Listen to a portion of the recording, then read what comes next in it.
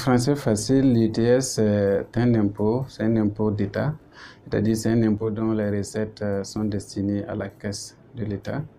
Et c'est un impôt qui frappe les revenus des salariés. Les salariés, ce sont des personnes qui ont une relation de subordination avec leur employeur, qu'ils soient des ouvriers, qu'ils soient des cadres, qu'ils soient des employés réguliers ou occasionnels. Mais toutes ces personnes-là sont, bien sûr, doivent payer l'impôt, qu'ils soient du privé, que ces salariés-là soient du privé, du para-public ou du public. Donc, en termes simples, l'UTS, c'est l'impôt que les salariés payent, simplement.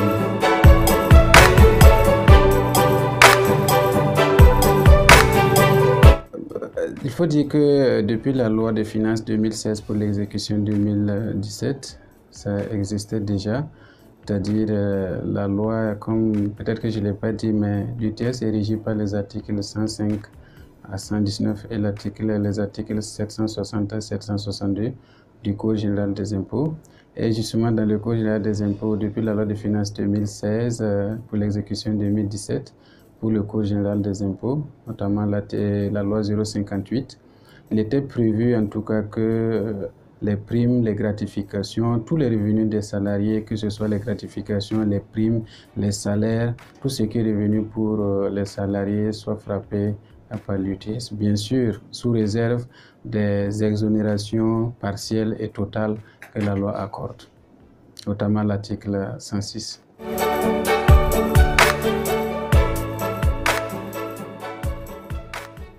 C'est sûr que si on n'applique pas sur les indemnités et que maintenant on applique, il y aura un manque à gagner, ça c'est sûr pour le fonctionnaire.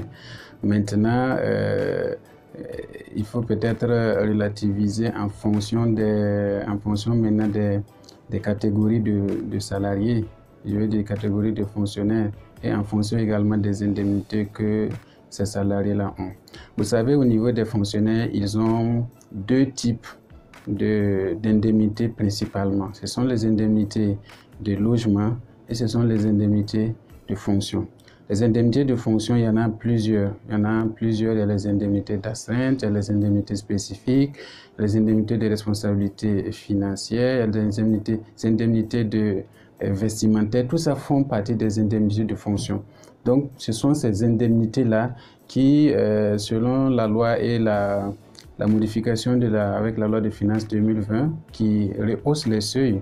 Je rappelle qu'avant la loi de finances 2020, les seuils étaient de 50 000, c'est-à-dire 20% du salaire brut sans excéder 50 000. Mais avec la loi de finances, c'est passé de 20% du salaire brut sans excéder 75 000. Avant, pour le logement, je précise, pour les fonctions, pour l'indemnité de fonction, la loi avait prévu avant 2020 que ce soit 5% du salaire brut sans excéder 30 000. Mais avec la loi de finances 2020, on a rehaussé le montant à 50 000 pour l'indemnité de fonction.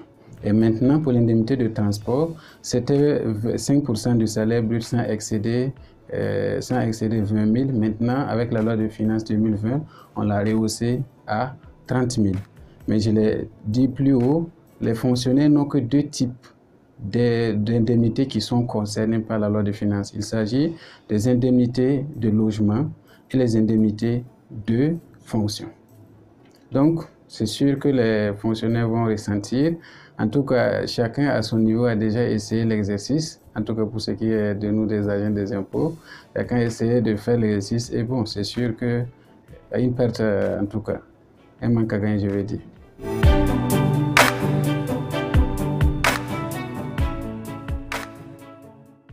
Mais il me serait très difficile de donner le pourquoi, mais je me dis certainement que vous savez que depuis 2016, la fronde sociale aussi n'était pas en ébullition. Peut-être que c'était sous la pression des syndicats que cela a été mis sous le boisseau.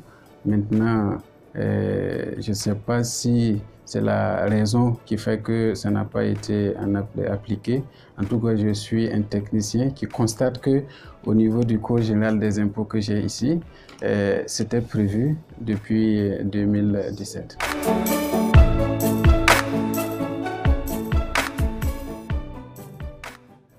il m'est difficile parce que je n'ai pas les chiffres à côté de vous dire exactement ce que ça va apporter. Par contre, ce que je sais pour 2016, on était à près de 79 milliards. En 2017, on était à près de plus de 89 milliards.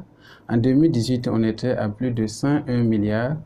Donc, vous vous imaginez que si en 2020, on ajoute les indemnités dans la base de calcul de l'UTS, bien sûr, que il y aura une augmentation en principe des recettes liées à cet impôt qui est l'UTS.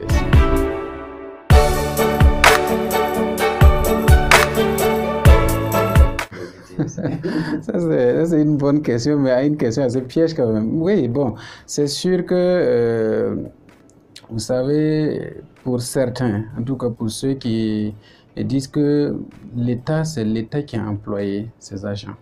En fait, et c'est ça qui explique au départ les indemnités, et pour certains, j'ai bien précisé pour certains, pas ce que la loi dit. Pour certains, ils pensent que c'est l'État qui les emploie. Et comme l'État les emploie, l'État doit leur donner les moyens de pouvoir travailler. Vous qui êtes par exemple à Burkina 24, c'est une structure privée, d'accord? Et Burkina 24 doit vous donner les moyens. C'est vrai qu'on parle d'équité, d'égalité devant l'impôt.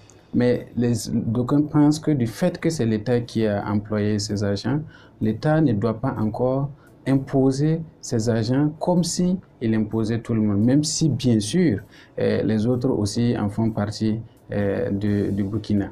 Donc pour certains, avec cette imposition, bien sûr, ça va diminuer le pouvoir d'achat, comme vous le savez, et déjà que, comme les gens disent, le diable parle que si ça va venir, ça va bien sûr jouer sur leur pouvoir d'achat. Ils sont bien sûr réticents, sinon ils crient haro, et c'est presque normal. Vous qui êtes assis, si on veut diminuer votre salaire, vous n'allez pas être d'accord.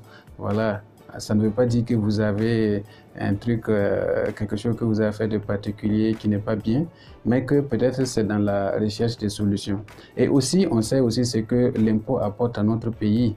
On sait que nous sommes un pays qui est largement tributaire des recettes fiscales.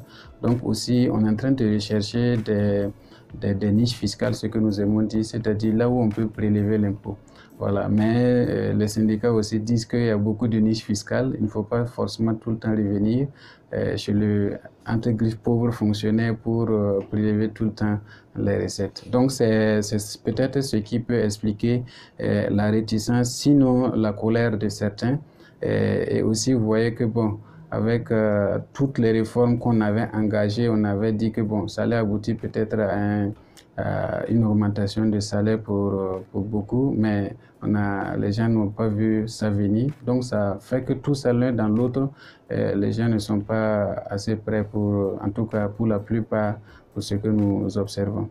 Mais comme je l'ai dit, nous préférons en tant que technicien, nous demandons seulement que les deux parties puissent s'entendre. Ça y va de l'intérêt supérieur de notre pays. Déjà que nous sommes sur l'aspect insécurité, que nous puissions nous asseoir autour de l'essentiel pour ne pas ajouter d'autres problèmes à ce pays. Donc, je pense que l'un dans l'autre, on peut mettre chacun de l'eau dans son vin pour que vraiment nous puissions sauver l'essentiel.